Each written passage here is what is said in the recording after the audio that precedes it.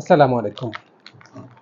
এ হচ্ছে আমার ছোট ছেলে তাজওয়ার ফাতাহ তাম্মাম। ওর বয়স 4.5 বছর। আজকে ওর চেয়েও ছোট একটি বাচ্চা আমার চেম্বারে এসেছে, যার বয়স 3.5 বছর। তার সমস্যা হচ্ছে তার বাবা মা লক্ষ্য করছেন যে ইদানিং সে কাছের জিনিস দেখার চেষ্টা করলে চোখের খুব নিকটে নিয়ে যাচ্ছে।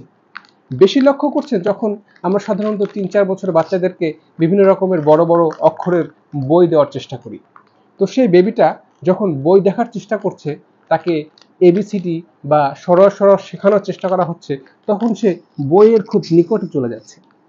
এটা দেখে বাবা মায়ের সন্দেহ হয়।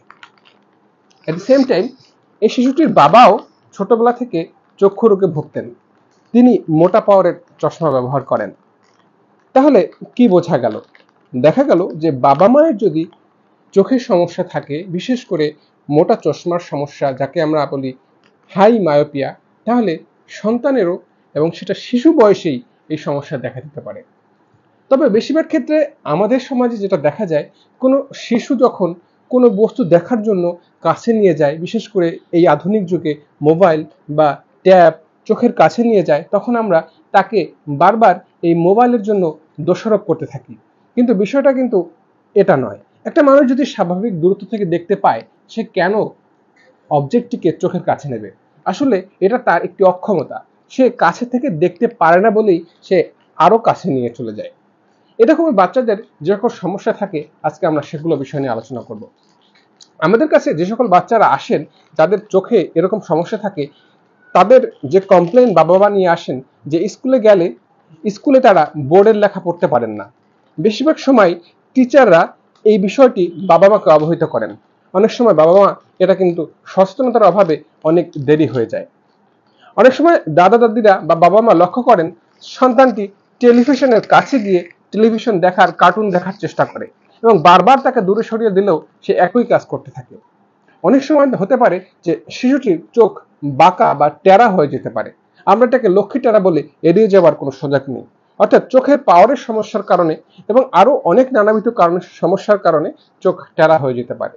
এই যে কয়েকটি সমস্যা, ব্ল্যাকবোর্ড দেখতে না পারা, বই বা মোবাইল চোখের কাছে নিয়ে যাওয়া, টিভি দেখতে গিয়ে চোখের কাছে চলে যাওয়া, চোখ বাঁকা হয়ে যাওয়া এবং কিছু কিছু ক্ষেত্রে চোখ থেকে পানি পড়া, চোখ বারবার রগড়ানো, এই ধরনের সমস্যা যখন থাকে, আমাদেরকে বুঝতে হবে শিশুটির চোখের সমস্যা হচ্ছে।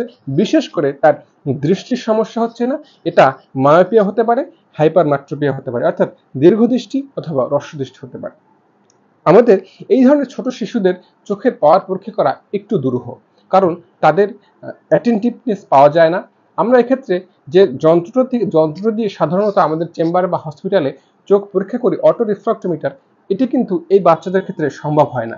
সেক্ষেত্রে রেটিনোস্কোপি নামক একটি হ্যান্ডহেল্ড যন্ত্রের মাধ্যমে তাদের চোখের পাওয়ার পরীক্ষা করতে হয় এবং এটি দুটি স্টেপে করতে হয়। প্রথমে স্বাভাবিক অবস্থায় এবং দ্বিতীয় ক্ষেত্রে একটি বিশেষ ঔষধ ব্যবহার করে চোখের মাংসপেশি প্যারালাইসিস করে, যাকে বলা হয় সাইক্লোপ্লেজিক রিফ্রাকশন, সেভাবে চোখের পাওয়ার পরীক্ষা করে একটি নির্দিষ্ট বয়সের জন্য নির্দিষ্ট পাওয়ার ব্যবহার করতে হয়। তাই আসুন, এই যে শিশুদের চোখের সমস্যা সম্পর্কে আমরা সচেতন হই। আমরা যদি সময় মতন এই শিশুদেরকে চশমা প্রেসক্রাইব করতে না পারি, তাহলে কিন্তু অ্যামব্লায়োপিয়ার মতন একটি মারাত্মক সমস্যা ঘটতে পারে।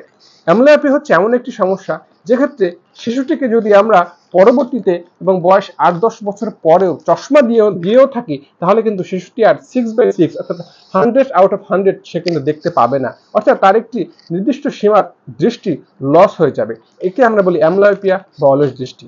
অর্থাৎ এই শিশুগুলোকে যদি আমরা সময় মতন চশমা প্রেসক্রাইব না করতে পারি এবং তাকে রিহ্যাবিলিটেশন না করতে পারি, তাহলে শিশুটি সারা জীবনের জন্য একটি নির্দিষ্ট মাত্রার দৃষ্টি হারিয়ে ফেলতে পারে। তাই আসুন সচেতন হই, শিশুটির দৃষ্টির প্রতি লক্ষ্য রাখি এবং আমরা আমাদের সন্তানের ভবিষ্যতের জন্য শিশুর চোখের যত্ন নিই। আসসালামু আলাইকুম।